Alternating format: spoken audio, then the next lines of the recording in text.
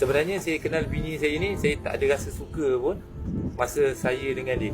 Ini kita habiskan konflik lah. Saya jujur dengan korang lah. Masa ni time sementara.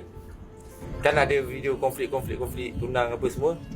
Masa tu saya duduk kat sementara. Sementara saya nak cari staff. Masa tu saya nak cari staff. Lepas tu dia ni, saya pernah DM dia dulu. Saya nak ambil dia ni supaya bahan konten saya. Saya kalau konten ni macam dekat TikTok memang dia dengan perempuan macam Noah apa semua kan, perempuan dulu kan. Nak jadikan bahan je cerita dia. Lepas tu saya update story IG, saya nak cari staff untuk kedai booth saya. Dia pun reply nak. Okay, lepas tu saya ambil dia kerja. Masa saya ambil dia kerja, mak dia meninggal. Okay, bila mak dia meninggal, dia dengan ayah dia saja. Bila saya dah start kenal dia, masa tu saya tak ada rasa macam nak bercinta ke apa. Tiba-tiba dia satu hari tu, dia ajak saya pergi rumah dia, jumpa dengan bapak dia. Lepak-lepak macam itu je. Dia kata dengan memang nak dengan bini Nini ni ke apa masa bini aku nama Nini kan. Dia kata nak. Lepas tu saya cakap tak ada pun bercinta apa masa tu, tak ada. Lepas tu jadikan satu hari tu aku duduk kat kedai laksa. Lepas tu dia ni layu rumah sebab bergaduh dengan ayah dia. Lepas tu aku ambil dia.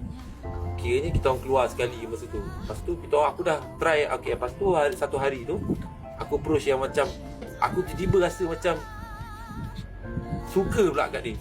Cara dia kan apa semua aku suka. Lepas tu dia reject 2 kali reject. Tapi macam aku lantak. Tiba-tiba satu hari tu dia cakap aku macam ni, kalau kau suka aku, masuk Minang tu. Dia cakap macam tu. Aku pun rasa macam time tu duduk dekat sementara. Ni saya jujur abang, kat sementara. Masa tu tengah sementara ni, aku cakap, saya pun fikir masa tu, aku dah dekat sementara ni, nak permanent juga kan kat AI. Jadi ada 2 choice. Aku dah jam. Lepas tu aku cakap, tak apa, aku langgar je. Langgar, aku tak fikir dah habis ke apa masa tu. Aku langgar je dulu. Aku langgar. Satu hari tu tiba-tiba aku macam fikir tak boleh terus tunang. Aku rasa nak duduk pergi kat AI. Aku nak duduk kat AI. Dalam masa sama aku fikir dia. Aku cakap tak apa, lantak dia. Tiba-tiba satu hari tu bapak dia ni sakit jantung. Lepas tu dia pun ajak aku pergi buat apa ni, apa nak, kalau nak kahwin orang panggil Khusus. Pergi khusus kahwin. Kita orang hari tu pergi khusus kahwin. Khusus. Tiba-tiba masa time khusus kahwin tu meninggal bapak ni. Time kita orang masa dengar khusus kahwin, kita orang baru start masa 5 minit. Time tu off, handphone semua kena off. Kita orang nasib baik kita angkat juga masa tu. Kita angkat, kita balik-balik rumah tengok bapak dia dah meninggal. Jadi dia ni dah tak ada mak ayah. Jadi dia tak ada mak ayah, aku nak buat apa? Kau fikir.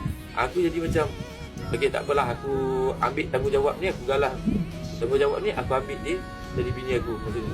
Tapi aku jujur, masa time aku nak kahwin tu pun, aku ada sekali dengan diorang, aku ada kurang masa dengan Syami, dengan Kanda.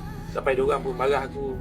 Kanda, diorang tak tahu, ini yang diorang tak tahu. Aku bukan tak nak lepak dengan korang apa semua, tapi dalam even masa yang cepat aku nak kena kahwin, duit aku nak kena cari. Sebab tu aku kurang bonding dengan korang. Macam tu. Walau kau tahu kau marah aku kan. Macam tu lah. Lepas tu lah start pada tu, aku cari duit dalam masa tak sampai sebulan.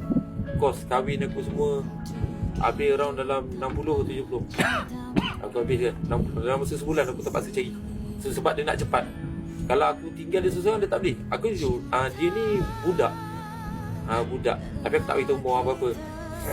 Bila start aku cari duit apa semua, dan aku kahwin dengan dia. Apa tu sampailah sekarang.